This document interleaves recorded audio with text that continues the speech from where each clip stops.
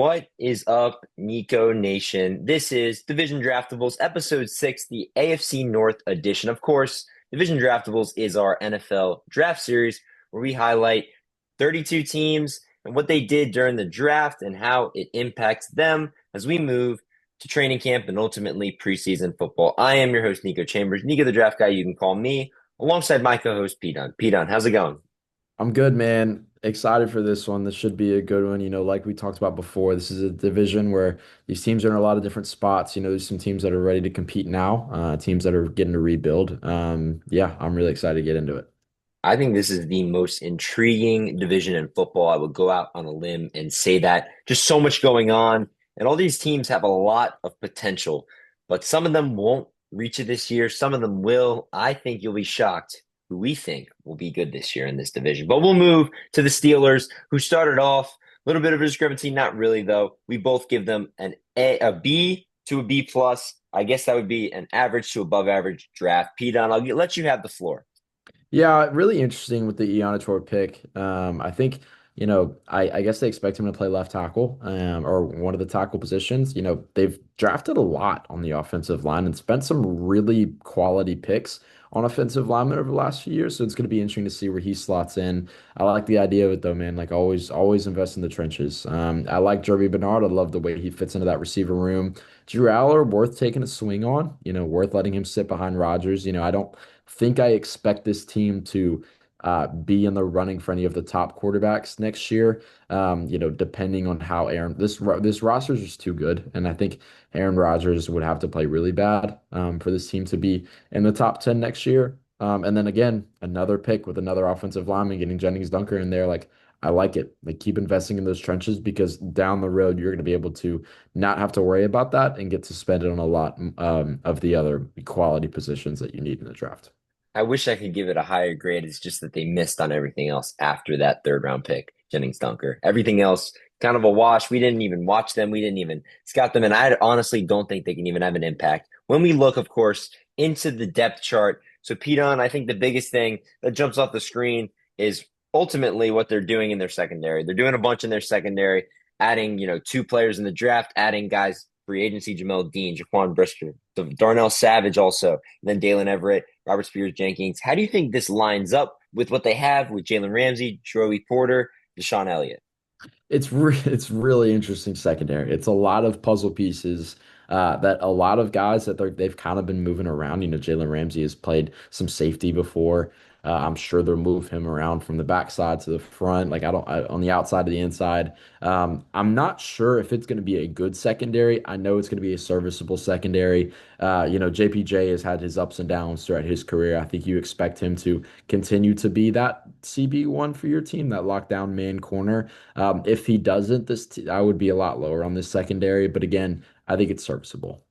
I mean, even guys like Asante Samuel Jr., who got a bag like a few years ago. It's just crazy. They got so many pieces.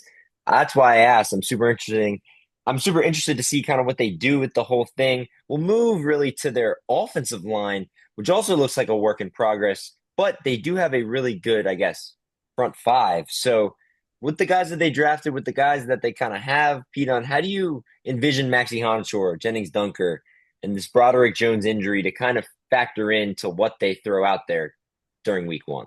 Yeah, I think Iannator will play at right tackle. I think I don't know how this will start week one. I think by the end of the year, Broderick Jones will be at left tackle, Fatanu will be at right guard, and then Iannator will be at right tackle. And that's a really, really good starting five. If you have those five guys at the beginning of the offensive line with Frazier at center and then McCormick at left guard, that's one of the best offensive lines in the NFL, period. If they can do that, who are all really young. Look at those draft classes, 23, 24, 24, 24. And then, Fatanu, I can't find Fatanu wherever he went. Oh, 24 too. Like these guys are all still on rookie contracts and that are all going to be good for a long time. So I really like the upside of their offensive line. Yeah, they've done a fantastic job. Of course, they bring in Rico Dowdle, Michael Pittman in a trade. Some guys that kind of fit in well. Of course, we love Jeremy Renard, but he can bring really good there, playing that slot role next to DK and Pittman. We'll talk about the quarterbacks really quickly, though. Let's say this is Aaron Rodgers' last year, and let's say they roll with the guys that they have in the room. So they have Mason Rudolph, Will Howard, and Drew Aller. Who would you expect to kind of step up in that role? Who do you hope makes a leap, I guess, in practice, maybe preseason? What should we look forward to as people who are Steelers fans? Yeah, I don't know. It's not great. You know what you're getting out of Mason Rudolph. Unfortunately, Mason Rudolph is not going to be a high level starter for you. I guess the only guys with real upside are Drew Aller and Will Howard, just because we haven't seen them play at the NFL level yet. Drew Aller, I think, has the ability to do that just because he's such a good athlete. Howard, I think, was always more of a game manager. We saw that at Ohio State. I think that's what he'll be now. I think Aller is the one that you hope takes a step just because he has that upside. But again, he was a high school recruit, and we were talking about, man, this guy has really good upside. And then he was at Penn State, and we are like, man, this guy has really good upside. And now we're in the NFL talking about, man, this guy has really good upside. Like, eventually, he's going to have to tap into that. He's a rocket of an arm. Anything intangible you could want from a quarterback of that size and position. Again, just don't know if he's going to be able to put it together. Hopefully he can. That would be super sick if he can. We'll move on here to Pete Dunn's five superlatives. Yeah, my favorite pick was Iana Chor. I think he's going to be really good. I liked him a lot. I love the upside. I think he's a really good balance of upside plus can play good now. Like I said, I think he's going to be playing by the end of the year. Draft diamond is going to be Bernard for me, no brainer. I think that he's going to be arguably I don't want to say wide receiver one, but I think he could compete for targets in that way because he'll be coming out of the slot. I think he could lead. I think he could lead this team in targets year one as a rookie, and which says a lot. Best value is going to be Dunker for me. Cannot believe that he went in the range that he did. Really good guard. I don't know where they're going to play him. They've got too many offensive linemen, but again, at the value they got him at, you just take them. Sleeper, it's going to be Aller. Again, man, if Rodgers isn't doing it and they know that they're not going to make a push with Rodgers, like you've got a young head coach, you've got a young roster, just give the guy a shot. Just see if he can make it work. And I think there's a chance he could. And then year one impact, I talk about Bernard Four. I think he's going to be really good this year. I 100% agree with you. I love Jeremy Bernard to the point where he will be my favorite pick. I just think he can do so many things. He could honestly go in any of these slots, if you will, but I'm going to kind of vary it up for the sake of it. I do think Dunker, we're going to look back at it. He's not going to play right away.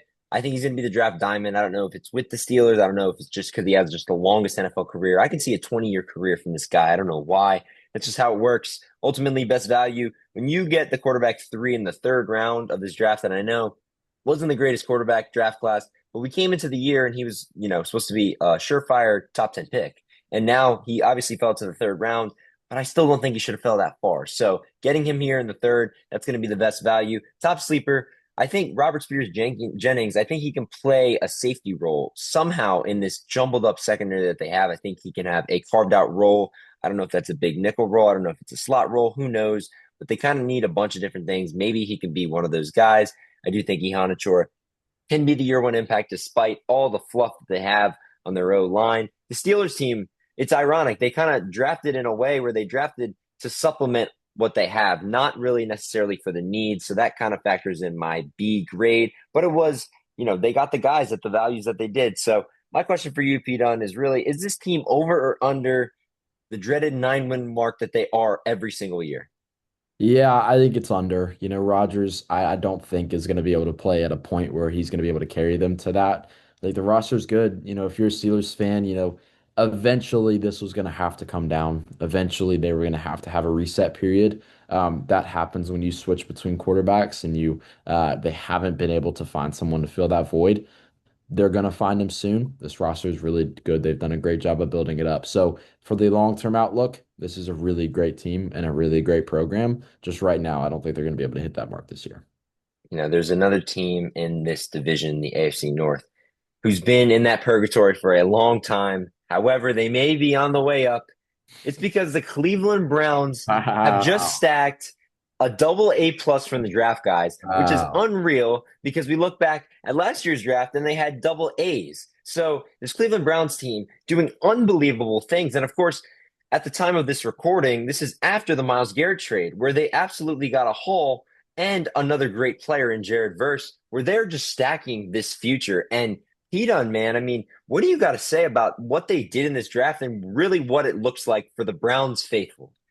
Nico, this is one of the best drafts I've ever seen. Like truly, this is one of the best drafts I've ever seen. The ability to go get Fano. I don't care whether he plays tackle or interior. He's going to be really good. You needed offensive lineman. You got a really good one.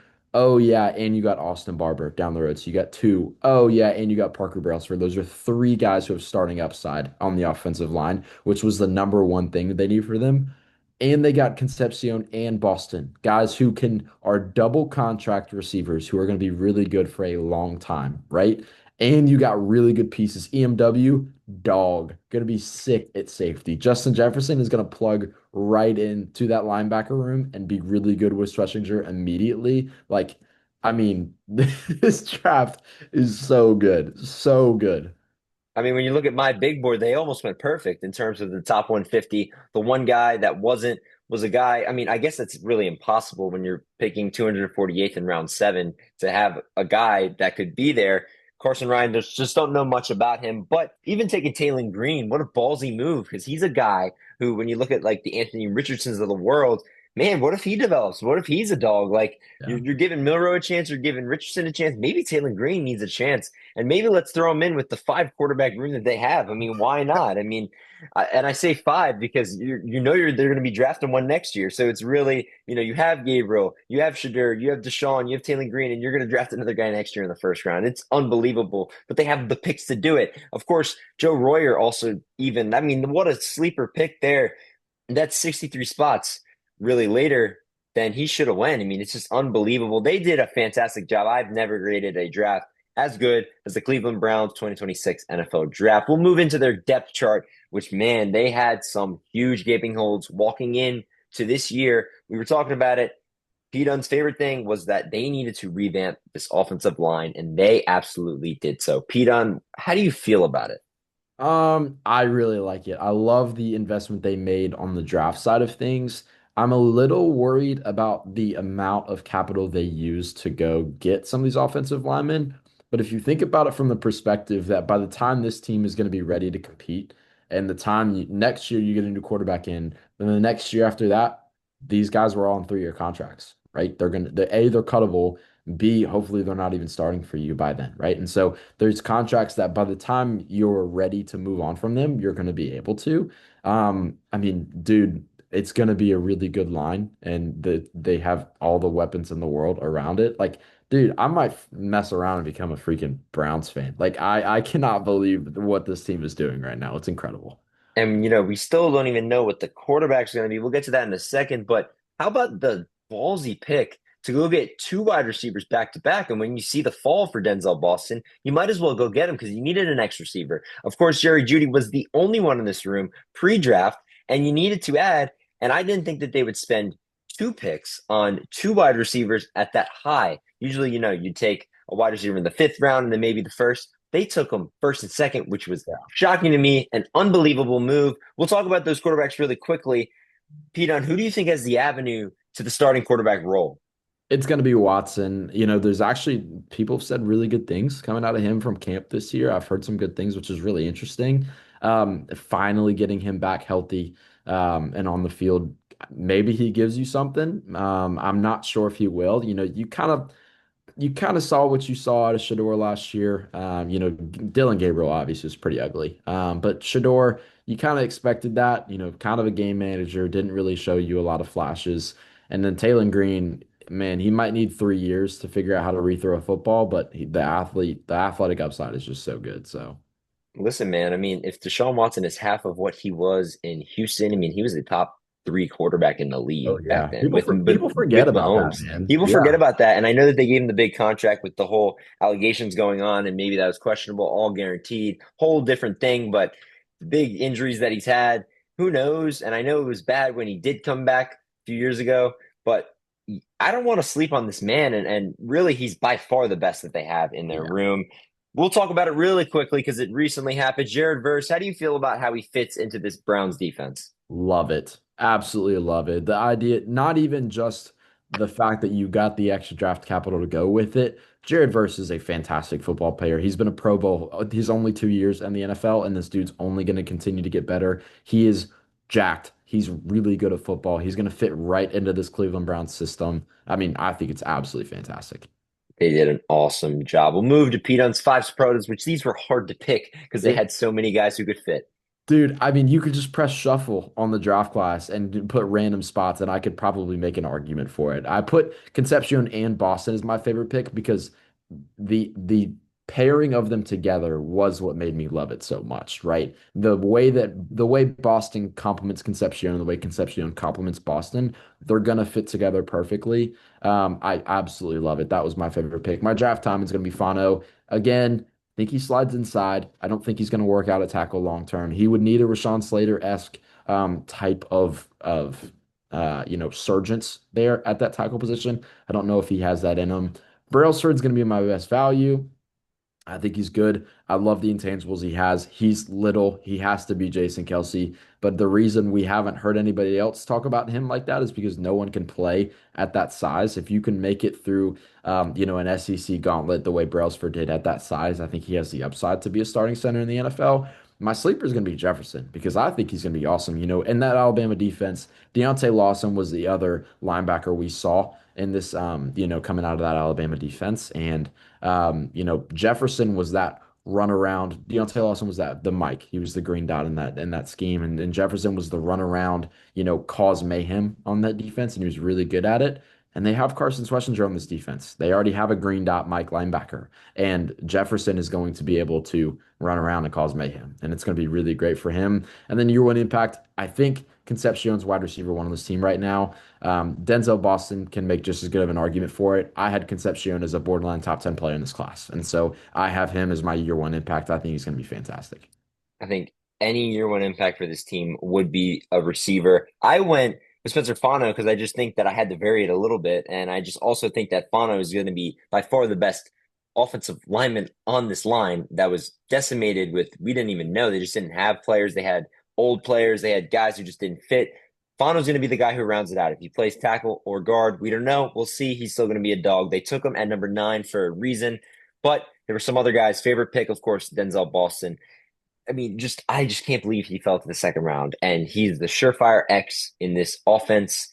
You don't got to worry about Jerry Jeudy being your number one. And let me remember, because you forget that you have Fannin too as a wide receiver option, technically.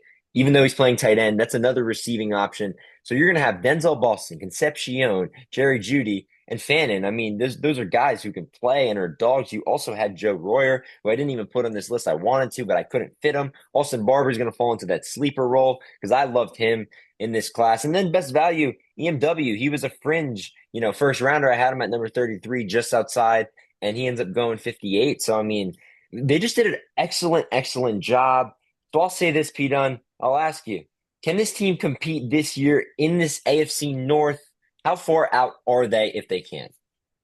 They're not just because, I don't know, man. Deshaun could. I don't think he will. The roster is absolutely good enough. The roster is absolutely good enough too. I still think the offensive line is the weak spot. I think they're 1 or 2 years away, depending on what quarterback they get if in this upcoming draft class, if he is ready to be that QB1 immediately or if he needs some time to sit.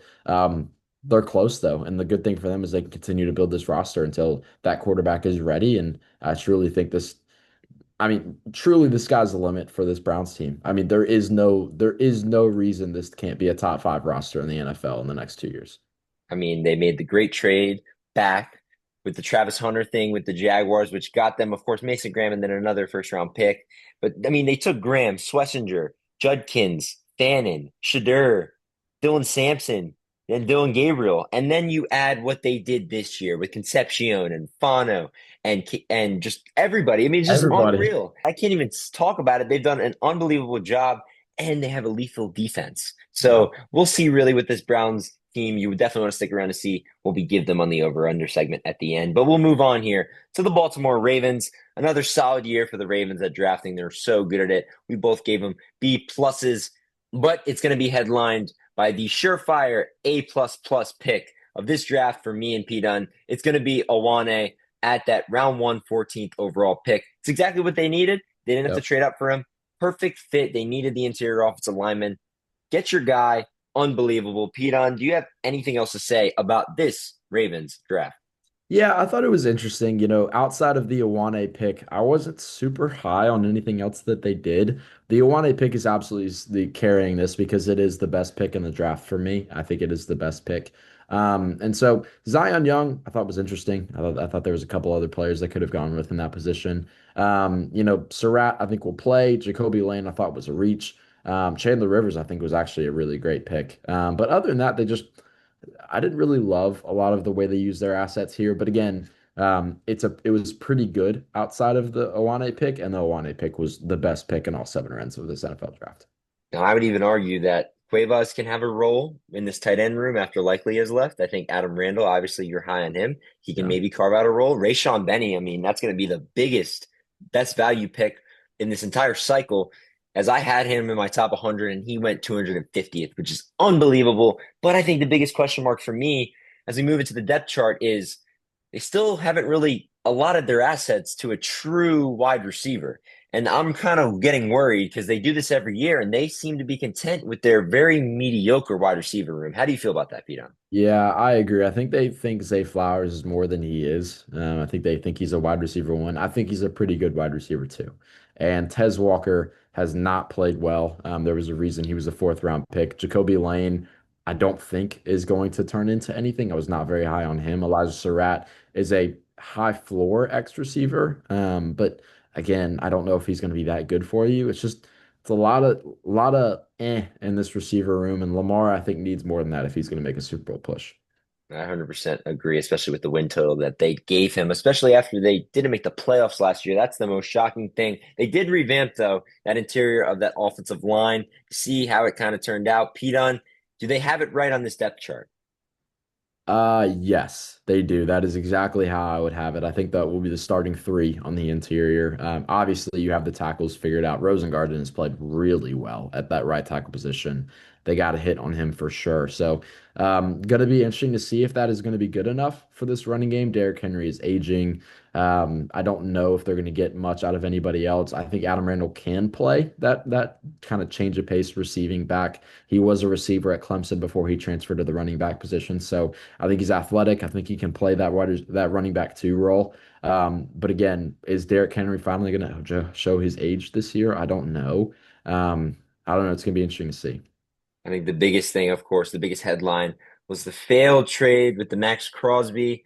They ended up, of course, getting Trey Henderson instead. They saved the first round picks. What did they do with the first round pick? Oh, they did a really good thing, taking Awane, of course. But we'll talk about the revolving door really quickly here in that edge room. You took Mike Green last year, one of the biggest steals of last year's draft. You took Zion Young this year, Tavius Robinson, of course, and then Trey Hendrickson. How do you feel that that's going to align? They have a lot of really good athletes. Who's going to step it up between Zion Young and Mike Green?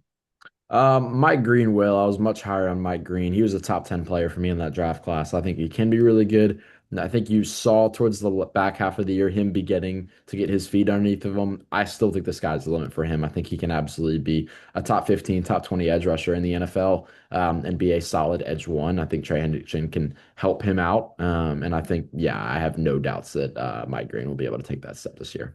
I'm expecting Chandler Rivers to play a nickel corner role. I don't think that he will necessarily be just an outside corner. He's a little bit too small. He's going to have to play on the inside, mainly not as a big nickel at all. I don't think he can play deep safety with them having Hamilton and Starks, but I just do think that he can chip off some of those smaller slot guys. I think that'll be a really good role for him, just to how jumpy he is and how just pressy he is, if you will. We'll move on to Pete Dunn's five. Yeah, a lot of Owane here going to be pretty boring. Like I talked about, it was the best pick in the entire NFL draft for me. So he's going to be my favorite pick. He's going to be my year one impact, and I think he'll be the best player coming out of this draft class in 10 years. Best value outside of Owane would be Surratt for me. I think he's a starting X receiver in the NFL. And then sleeper, like I said, don't be surprised if Adam Randall gets a lot of reps at RB2 this year. It'll be super interesting to see. I have the same feelings. Awane at my favorite pick. Awane at my draft diamond. Awane at the year one impact. It's understated how much and how good this player is. I mean, number 3 overall on P Dunn's board, number 9 on mine. It's unreal. They got him at 14. I mean, for crying out loud, he's an unbelievable football player, and this is exactly what the Ravens need, like we said. Of course, Rayshon Benny. I'll give you the stat again. Number 98th overall on my big board, number 10th defensive tackle. And they get him at 250th overall in round 7. I mean, that's just unbelievable. I can't believe that. I mean, that's 150 slots from where he should have went. And I mean, I'm sure there was 10 defensive tackles in between him as well. So great pick there. Sleeper I just talked about on Chandler Rivers, going to be able to play a cornerback role, going to be able to play a safety role at the same time. I think it's going to lean towards a corner role, but I don't think it's going to be an outside corner. They have good safety coverage. It'll be super interesting. But at the end of the day, P Dunn, let's look at it. All right, this team, this Ravens team, they've given them 11 and a half on the win totals. Is this a team, though, that you think can lead the AFC this year? Because that's ultimately what the sports books think. Um, It's a good question. I'm not sure. I've always been a little lower on Lamar. I just don't think he's like a top three quarterback. I know two-time MVP, like I understand all these things. I think a lot of people think he's a top three quarterback in the NFL.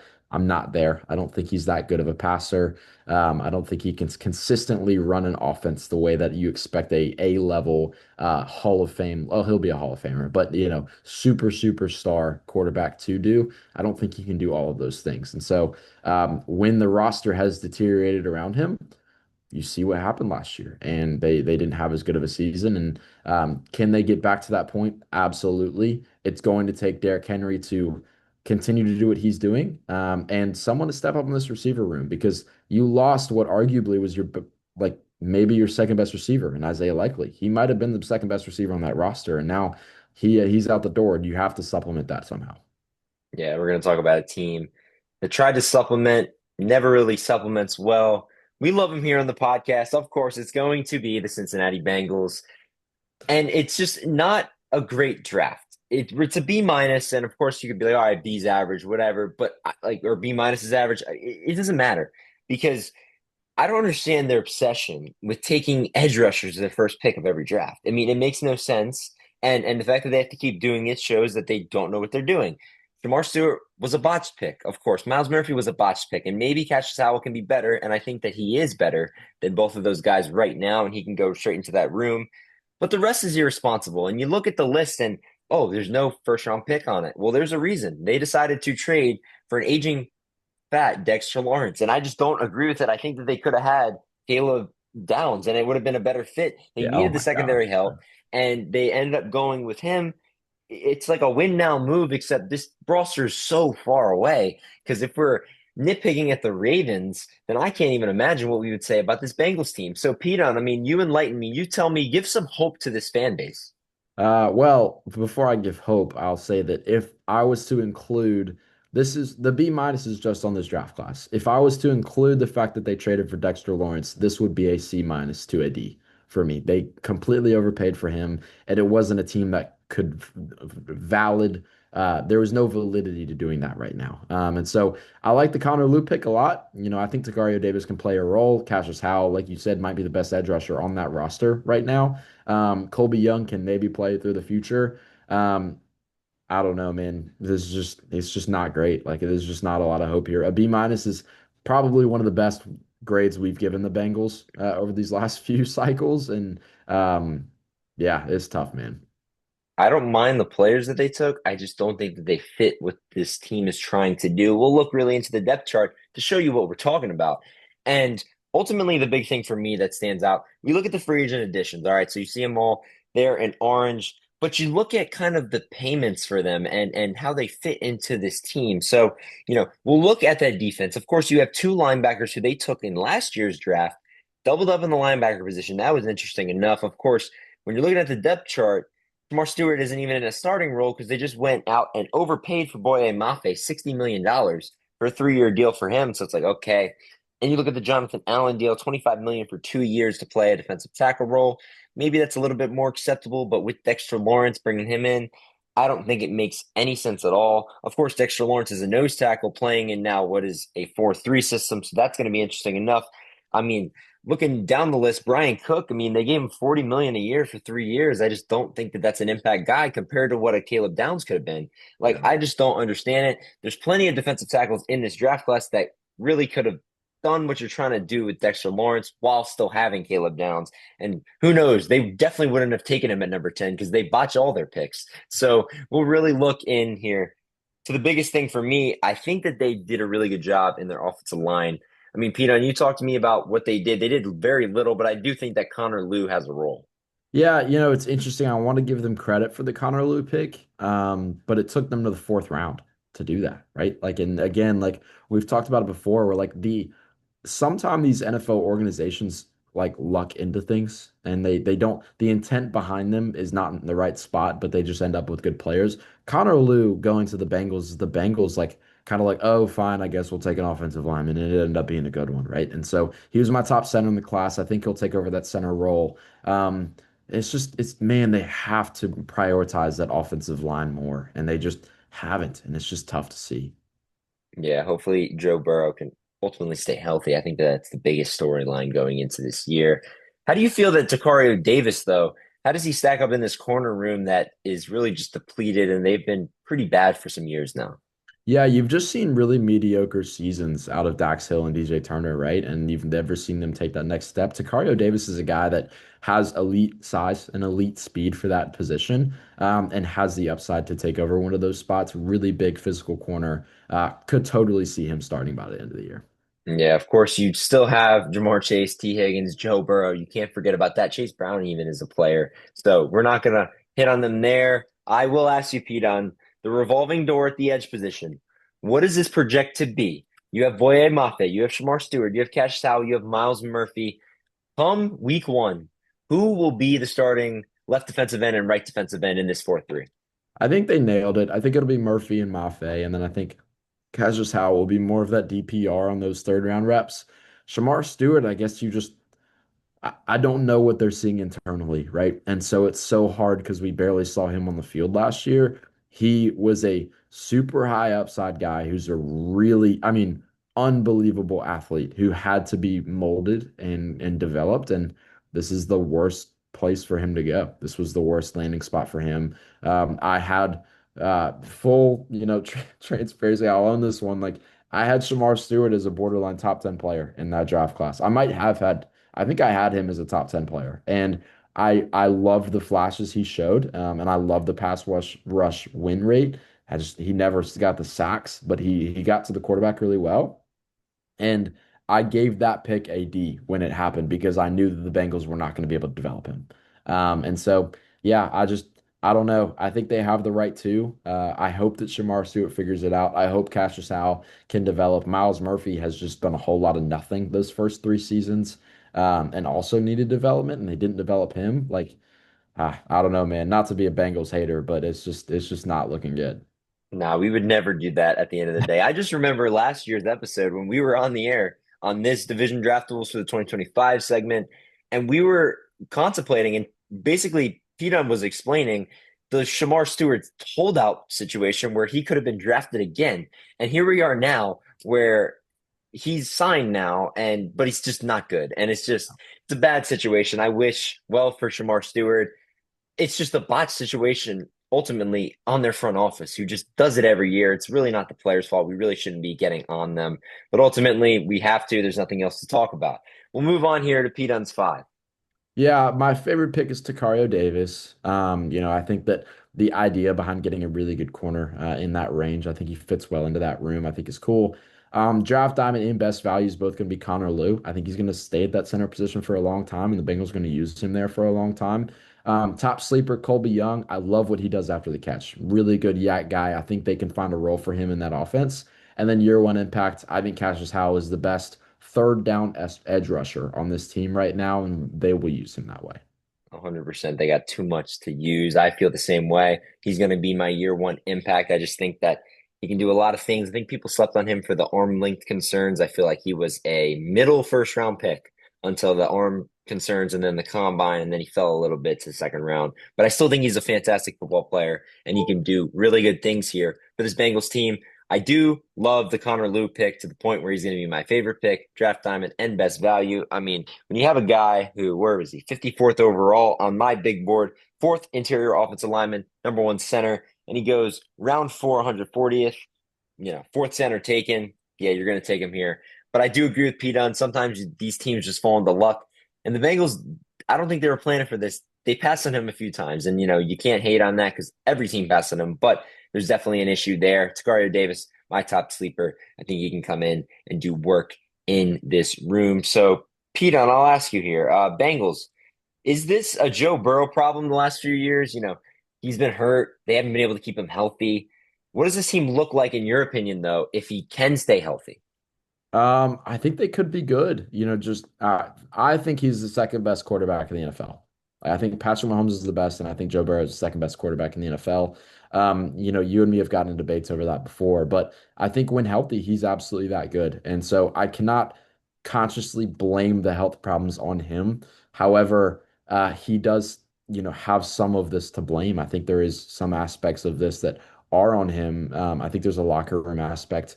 I think when he's healthy, they can be good. So again, your question was, can they be good this year if he's healthy? Their ceiling, I think, is 11 wins. And if you're a Bengals fan, I think you should be happy about that if Burrow stays healthy because you have what is a top three receiver in football. You have what is the best receiver room in football with T. Higgins and Jamar Chase.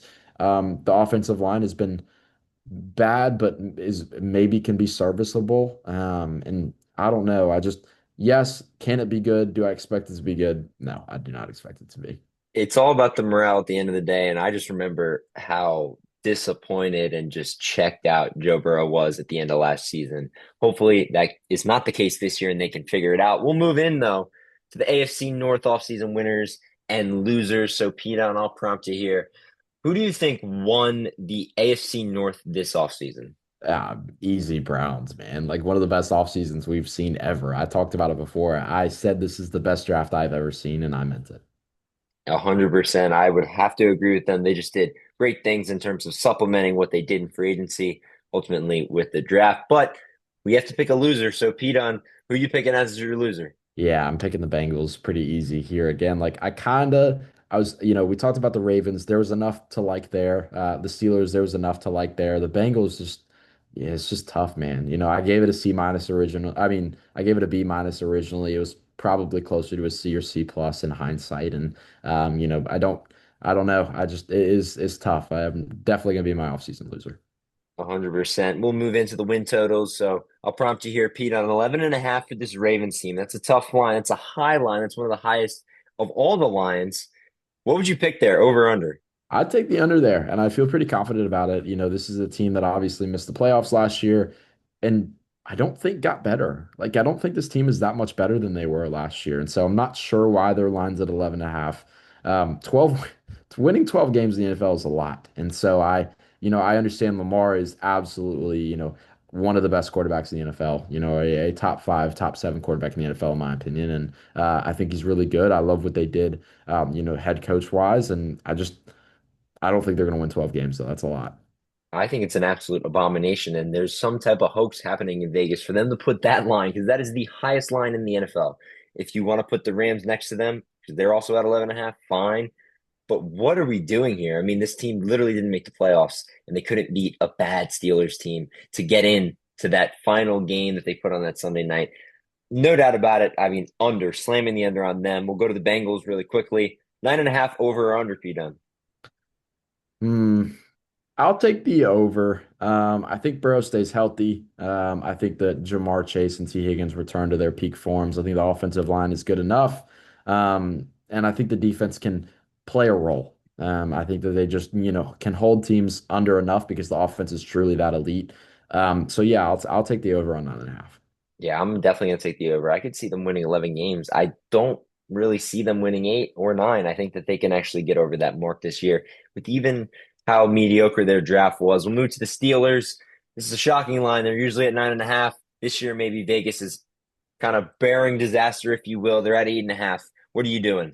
I'm taking the under on this. I think this will be last in the division. I think Rodgers fizzles out and does not have a great year, and then they have to turn to one of the younger guys, and I don't think any of them are going to play good either. So I'm going to take the under.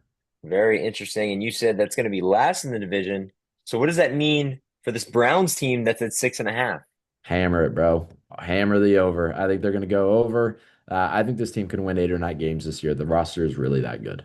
Yep, I 100% agree with Pete on over on that Browns team, under on that Steelers team. We thank you guys so much for tuning into Division Draftables today, AFC North edition. It's been a blast. Thank you guys for everything, and we hope that you stay tuned for all of our Division Draftables, the rest of them as we finish up, end this draft cycle, check it all out here on our YouTube. We thank you guys so much for watching.